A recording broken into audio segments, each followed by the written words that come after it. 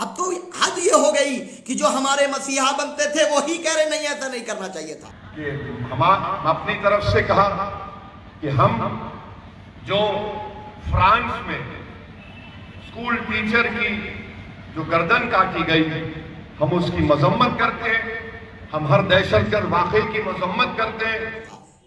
याद रखो, आपकी हम इज्जत इसलिए करते हैं क्योंकि आप नुमाइंदगी करते हो, लेकिन अगर नबी की शान में गुस्ताखी करने वाले गुस्ताख से जर्रा भी हमदर्दी दिखाई तो याद रखो जो आज सर पे बिठाया है, सुनो बड़े वाले भाई साहब, तो कदमों में ला करके रख देंगे। याद रखिए, आप 1 मिनट में कदमों में ला देंगे, क्योंकि यहां कोई कॉम्प्रोमाइज नहीं, at any cost, at any cost. क्योंकि आप अंग्रेजी अच्छा जानते हैं साउथ से। We will never compromise with our prophet, with our beloved prophet, with the leader of the universe. वो कोई एक धर्म जाति के नहीं है, नबी करीम सल्लल्लाहु अलैहि वसल्लम। पूरी दुनिया का वजूद हमारा रिलीजियस बिलीफ है। कोई माने या ना माने, हमारा रिलीजियस बिलीफ है कि आज पूरी दुनिया का वजूद प्रॉफिट मोहम्मद सल्लल्लाहु अलैहि वसल्लम की आमद के सदके में है। और आप ये बातें करेंगे, कहां कहां नहीं हुआ बताइए। साध्वी प्रज्ञा कहती है कि हाँ, सारे आतंकवादी एक वर्ग के होते हैं। नथुराम गोडसे कौन से वर्ग का था जी? खतना कराया था वो कि इल्जाम जाए किसी और पर, इल्जाम मुसलमानों पे जाए। लेकिन कौन था नथुराम गोडसे?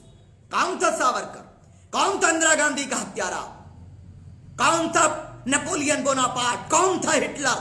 उठाओ इतिहास को। कौन है इजराइल? उठाओ इतिहास को। महाभारत में जो अधर्मियों के खिलाफ युद्ध हुआ, कौन थे वो लोग? हम लोग वो विचारधारा को मानते हैं जिसमें किसी भी धर्म का अपमान ना हो, किसी जाति का अपमान ना हो, किसी व्यक्ति का अपमान ना हो, किसी महिला का अपमान ना हो, बल्कि हर वर्ग को, हर समाज को, हर धर्म को न्याय मिले। ये हमारा लक्ष्य है। ये मुद्दा, फ्रांस का मुद्दा भारत में चुनाव का मुद्दा बनेगा। रैलियों में बड़ी बड़ी बातें कर रहे हैं प्रधानमंत्री जी। आप ये बता रहे हो कि मैं नाकाम हो चुका हूं, अब तोता खिला रहे हैं। जिस उम्र में पोते खिलाने चाहिए थे वहां तोते खिला रहे साहब। जो उम्र पोते खिलाने की होती है वहां तोते खिला रहे हैं। और मैंने एक देखा, एक तोते ने तो साहब के हाथ पे बैठने से इंकार कर दिया। मुझे डर है उसी दिन से, पता नहीं तोते का क्या हुआ होगा।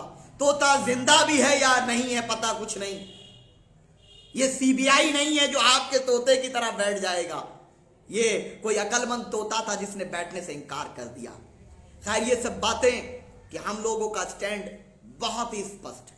पीस पार्टी का स्टैंड बिल्कुल क्लियर है।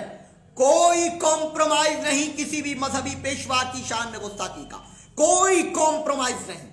कोई किसी भी धर्म के मजहबी पेशवा के खिलाफ कोई कार्य करे, हम उसके खिलाफ आखिरी सांस तक हर तरीका अख्तियार करेंगे कि उस जालिम को सजा मिले। और अगर कोई किसी भी धर्म स्थल के खिलाफ कोई कृत्य करेगा, कोई मस्जिद को तोड़ने का, मंदिर को तोड़ने का, चर्च गुरुद्वारा तोड़ने का षड्यंत्र रचेगा, उस जालिम को भी अंजाम तक पहुंचाने के लिए हर संवैधानिक रास्ते के लिए हम तत्पर हैं, बिल्कुल पूरी तरीके से।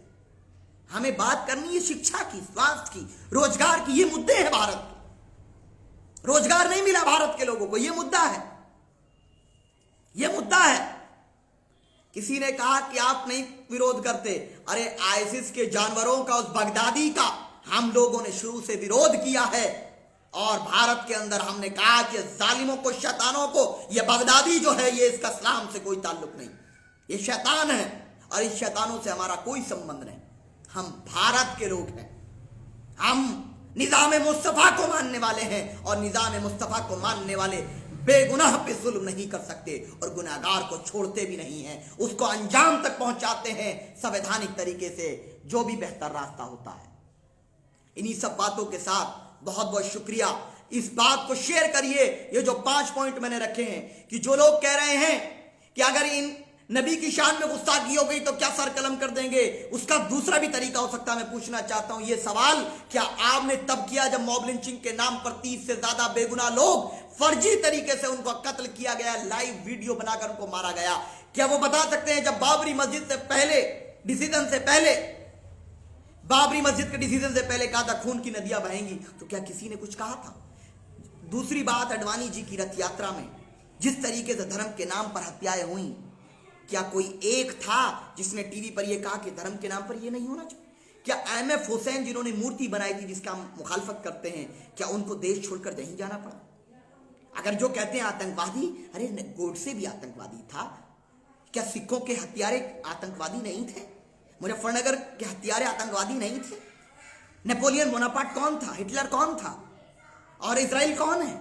अगर आतंकवाद के खिलाफ हो नरेंद्र मोदी जी, अगर सच्चाई में आतंकवाद के खिलाफ हो तो इजराइल के खिलाफ खड़े हो जाइए और साध्वी प्रज्ञा ठाकुर को पार्टी से बाहर करिए। बाद में बात करना भाईचारे और एकता की। और हम भारत से मोहब्बत का तरीका जानते हैं। भारत के लिए लहू दिया है, देंगे, लेकिन भारत के हितों के लिए, भारत के जनहित के लिए। जय हिंद, जय भारत, जय संविधान।